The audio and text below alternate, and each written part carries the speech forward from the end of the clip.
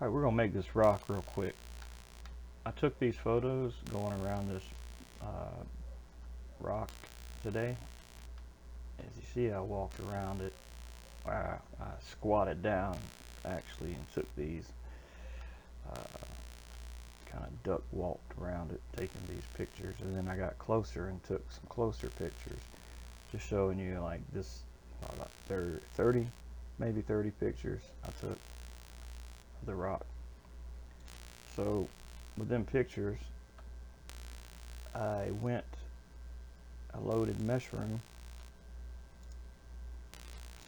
and you see I just drag and dropped them all in this side part here, which is still doing the last bit. I figured I would skip to the end after it finished, and probably about 10 minutes it took it to do this. But you can see all the pictures that I just drag and dropped over here in the left side, and then I hit start and I save the file, give it a file name to save. And what it did, it went through all the steps, on its own. I didn't have to do anything. It went through and it analyzed the pictures, and it figured out from the photos where the cameras were. That ain't something you have to set up or anything. And then it basically analyze it and make a 3D model just from pictures. Try to give it a second to load. I had to make the texture 16K. Alright, so this is the rock. This is the textured rock that it made from them images. And you can see it paid off getting up close. A couple blurry spots here and there, but for the most part it's pretty damn detailed rock. Even got the leaves on the ground. If you compare it to the actual real images, where I just show just the model image overlay, which one is it? Okay, so I can click on a rock, a picture, and it'll show the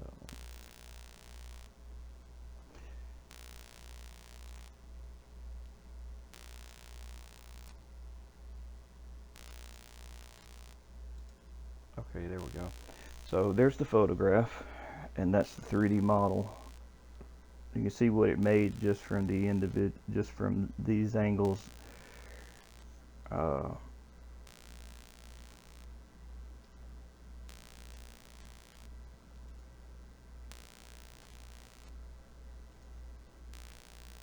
real picture model.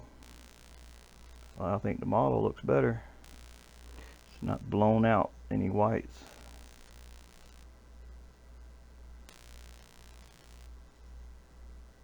So what we do now is we just click on the texturing one.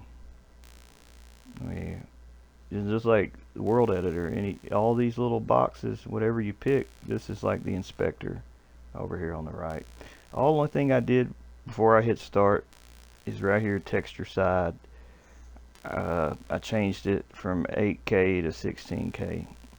That would just ensure that this model only uses one texture map. Sometimes it'll make 2 or 3. You don't want that, so that's all I did. But once it's finished, you double click on the texturing to see it in here, and you'll have to undo the little eyeball, because this is what you'll see for a while. And then once it's done, you just double click it, and you can do this and then hide that to see the model. So scroll down here and you'll see at the bottom, verbose level, you'll see mesh, and you'll see this crazy location that it saved it to. What I do is just select everything but the texture. I select everything except for the OBJ, and hit Control C, and then load Blender and import OBJ. We'll get rid of this box and this light and this camera, and go to File, Import OBJ, and just Control V to paste that crazy direct or where that file saved. When it comes in here, it's not going to be the correct orientation. It's going to be kind of upside down and on the side.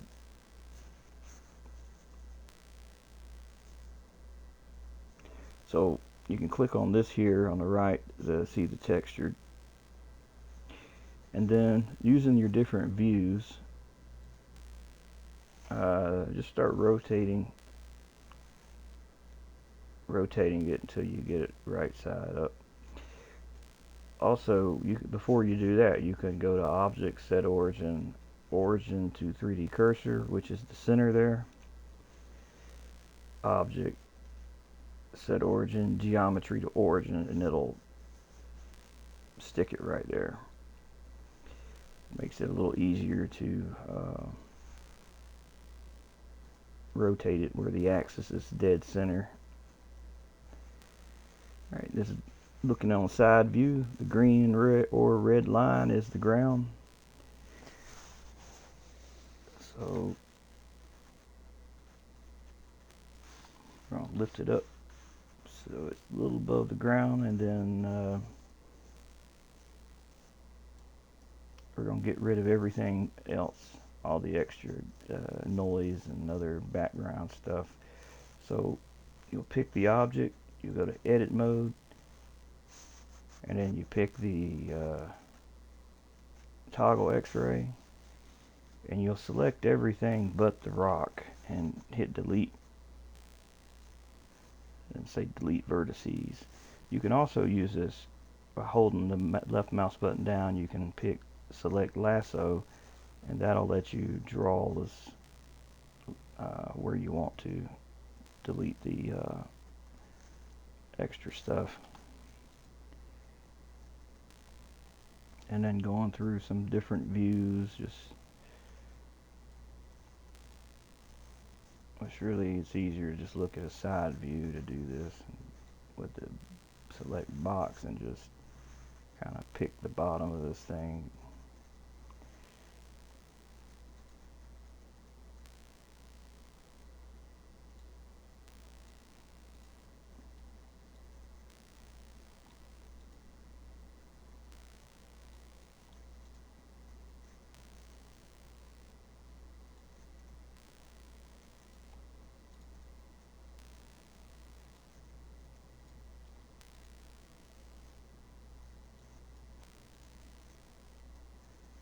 Now the very bottom, I already kind of planned on that to kind of be in the ground, more or less, because the textures are not really great down at the bottom anyway.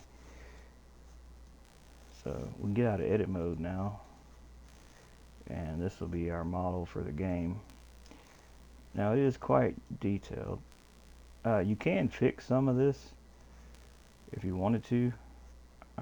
If you have like some bad spots that are like blurry and that matters, or it bugs you a lot, you can go to texture paint, and over here what I do is find some of them blurry spots like this. I'll use the clone stamp, left click, then I'll hold Alt down. Is it Alt or Control? No, it's Control. Wherever you hold Control and left click, that's the area that it's going to be cloning. So, and also keep in mind that if you pick it on the side and you're trying to draw on this, it's going to look funny. It's better to pick something on the same side, and you just basically start drawing, or patching them spots up.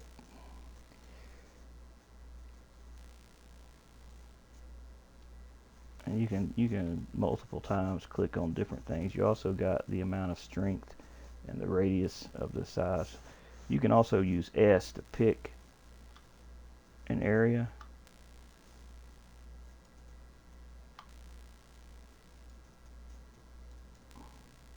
Or I thought you could. No, it's not that. That's for the paintbrush. I'm sorry, you hit control to do this. I'm telling you wrong, don't listen to me. Now F changes the size of the brush. So, I mean, this thing looks pretty fine already. I don't really see much that needs anything. I mean, this is one of the better ones I've seen. Now, like this stuff on the bottom, this is kind of, you want to take the time to do that. It ain't gonna probably let me. There we go. And also the tessellation is pretty bad down here. But you can fix anything in Blender if you want to take the time to do it. That's what it all boils down to. Do you want to take the time to do it? It ain't a question of can it be done, it's do you want to spend the time to do it? That's what it really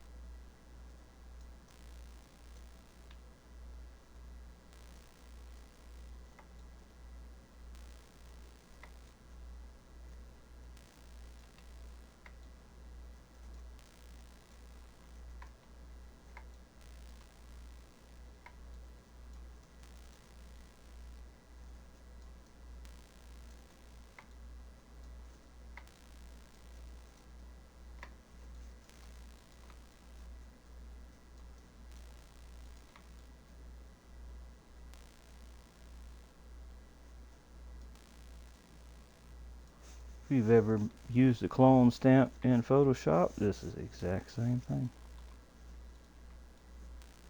Yeah, just like the clone stamp in Photoshop, you can over clone something and make it look fake.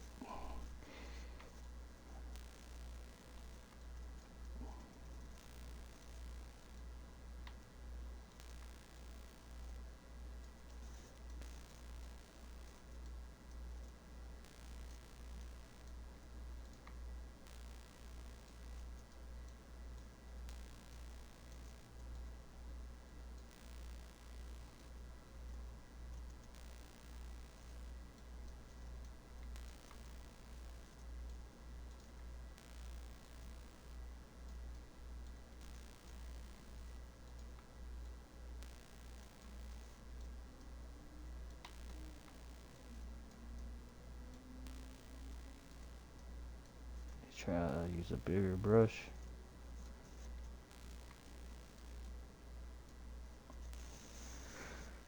I'm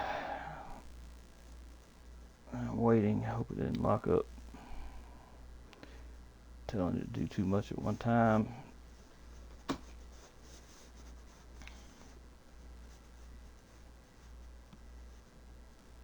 Oh, crap.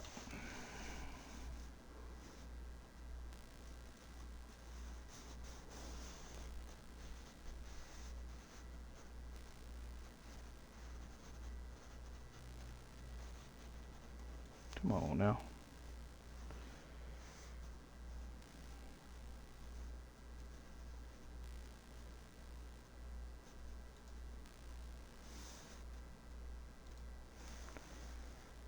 I just had to couldn't just leave it be.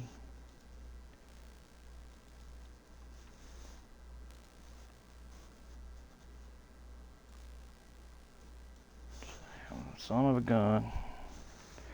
Oh, now this is a good time to save your file. when you get a save like that, you have to start over. Yeah, save your file. All right, we done with this rock here. All right, you do have another option as far as how something's going to look in a game, and that is shade smooth or shade flat.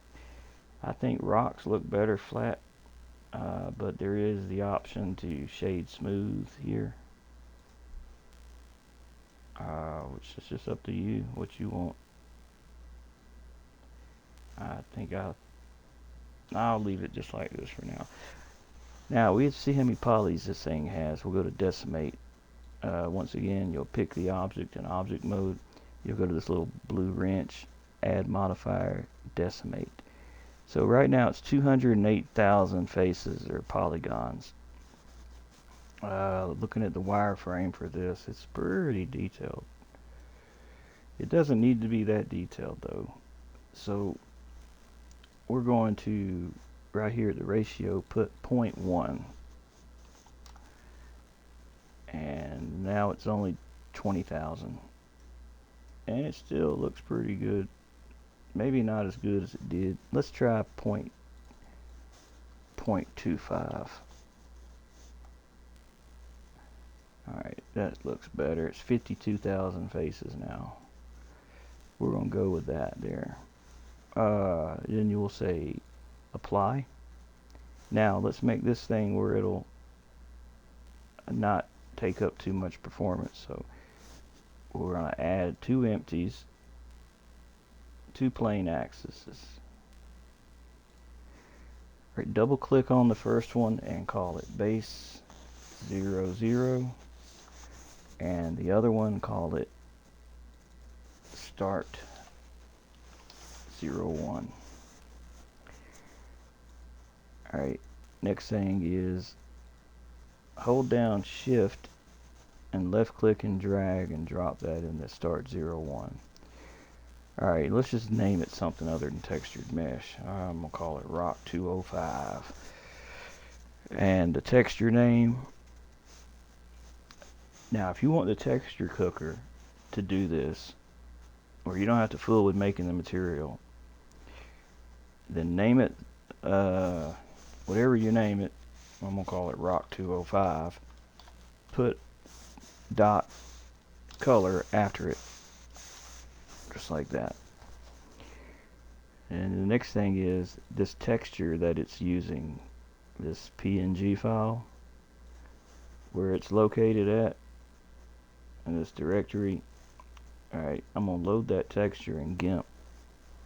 I'm going to resave it as a DDS file, and I'm going to change the name of the file to the same thing that the texture's called in Blender, rock205.color.dds.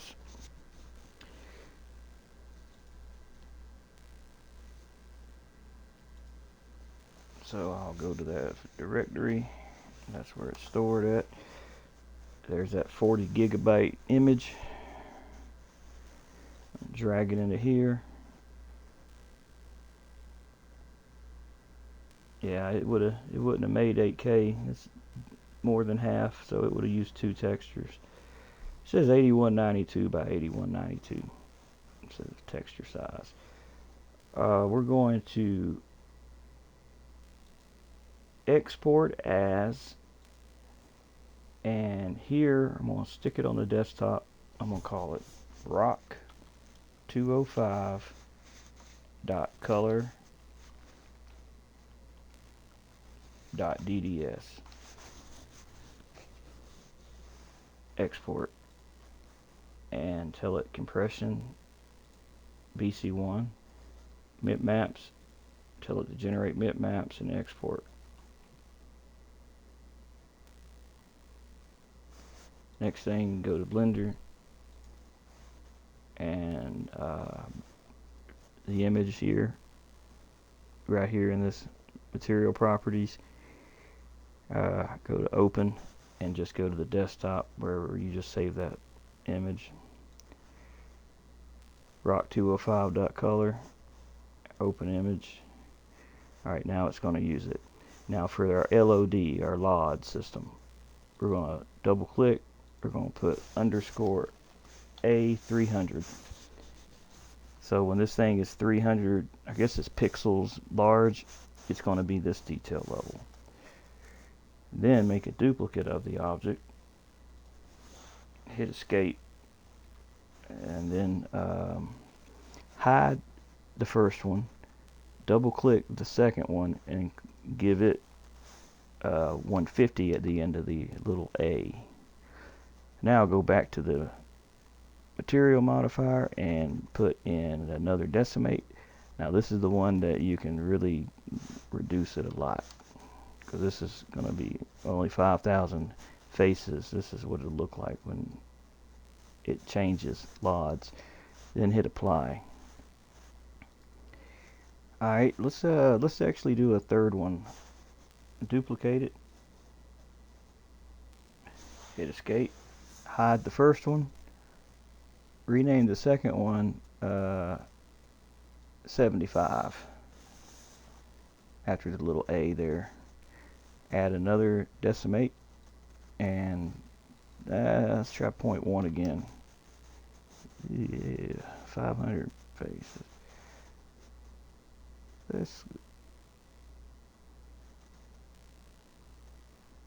Well, you're not gonna see it. You're gonna be so far away it won't matter. So let's lower it on down there, and then hit apply. Now this is the one we'll make for the collision mesh. It don't need to be a high detail model for that. So we got our 3 LODs that'll change out as you get farther or closer, depending on the size it is, depending on which one it'll use. We'll duplicate the small, or the lowest detail one to make the collision mesh. We'll just object duplicate, hit escape, and on this one, double click on it, call it COLMESH-1, and that'll be what you collide with. Now let's do one more thing. Up here at base 00, go to add, empty, plane axis. If you did this when you clicked on base, it should put it inside of base. If not, you can drag it and drop it into there, but double click on this one and call it BB underscore auto billboard 25. What that'll do is when it's 25, I guess it's when it's 25 pixels away, it'll make it a 2D sprite like the grass. That'll be like the last bit of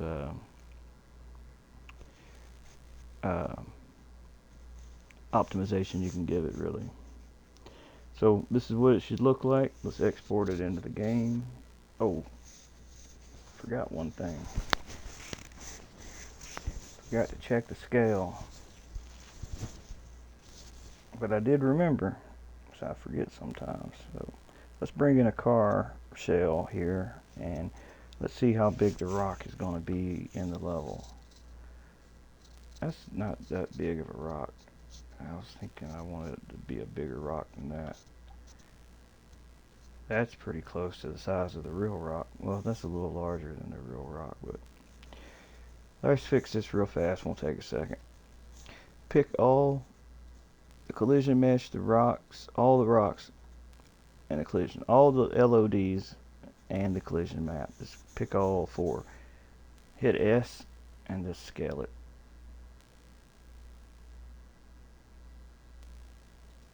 to the size you want it to be in the game, and then object apply all transforms. Then I get rid of this car. Now we'll export it into the game.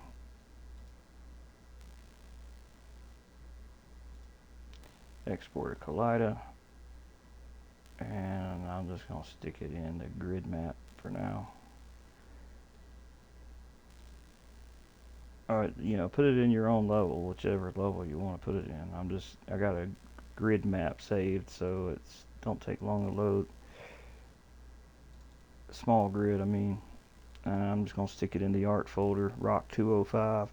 If you look here in geometry, you see this apply modifiers. Click on that and say render, and then that should automatically be enabled and export. Alright, load the level, and we shouldn't have to do anything as far as naming that texture. It'll be done for us.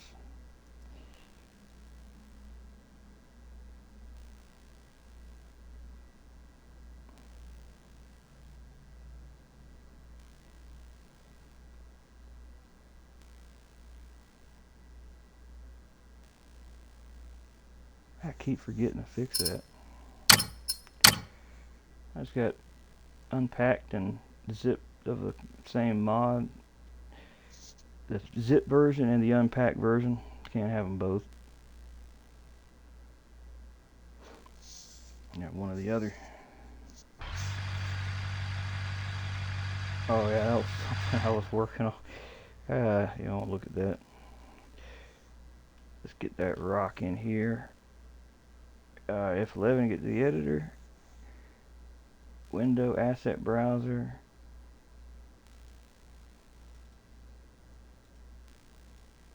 And you should, if you're probably not going to see it, you have to go to all models right there. And there it is, rock 205. And you drag it into the world, and I don't see it.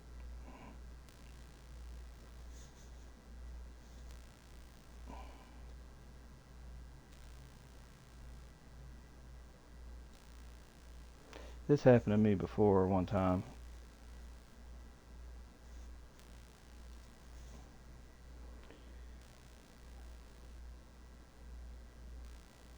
Materials -1. What's the error? There's an error.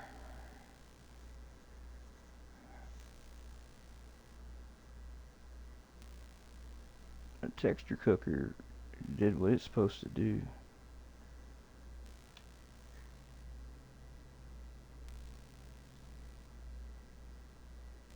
I only see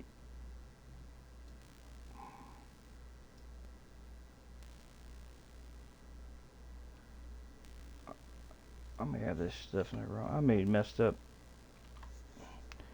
I did. I messed up. I didn't put damn start 01 inside of base 00. And this is supposed to be inside of base 00. How did I do that? Damn. That's how it's supposed to be. It's supposed to be base 00, and the BB auto billboard and start is inside of base 00. Then inside of start 01, then you got the collision mesh and all the other rocks. Alright, so we'll just re-export that, override it, and that should fix it. Yeah, if anything ever don't work, there's a reason. It's probably something you did. That's a pretty rock. I'm gonna zip it and put it on OneDrive, so all you have to do is just import it into your level through the asset browser. Granted, you put it in the objects or in the levels art folder. I'll make a couple copies of it. I'll show you how you can be creative with rocks. I mean, you don't need many rocks. You just need one rock that's got a funny shape, and then you can turn it around.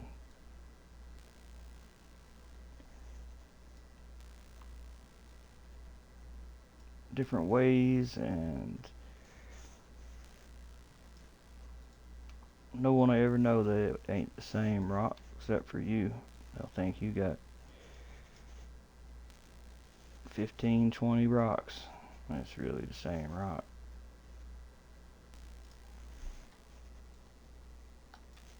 Well, this one does look kind of unique. It's got this little funny looking band going around it.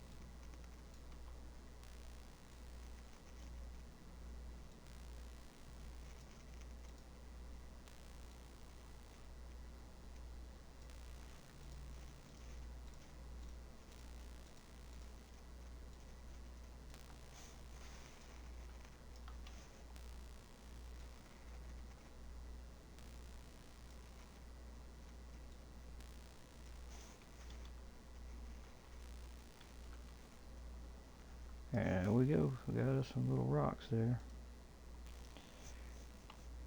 And remember, rebuild collision.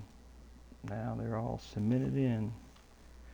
Oh yeah, I'll show you the LOD changes. So you can open up shape editor, and looking at the rock here, you got details. You can say force detail, and as you slide this slider, it'll show you the different ways it will. That's the 2D sprite when you're really far away, and when you're real far away, you'll see that, and then when it's that far away, you'll see this, and then that far away, well, the best one obviously up close, which it'll work just like that when you get closer or farther from these. If we fly away, they'll change LODs, and to the point that they're basically just little sprites like there, and change as you get closer. Which if you do the LODs good, you won't see them changing. That's the whole idea, is you have them do it at certain intervals that it's not obvious that it's doing it. I'm not much of a rock crawler. Actually, I'm no rock crawler.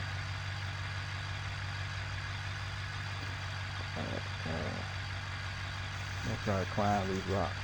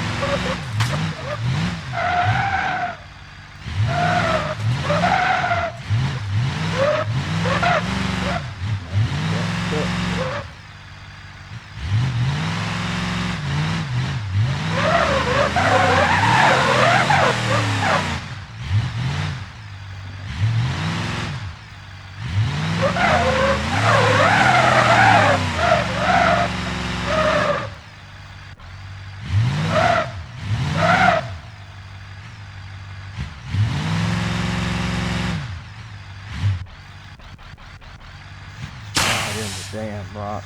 That would be some damn luck there.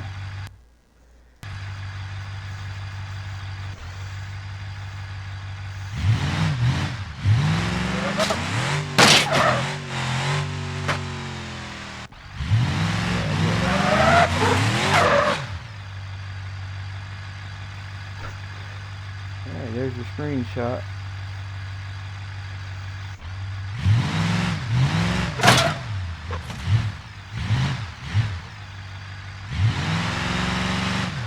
I'll tell you something dumb I did. One day I was making rocks. I was trying this. I was doing this. You see, you get these little skid marks on the tires.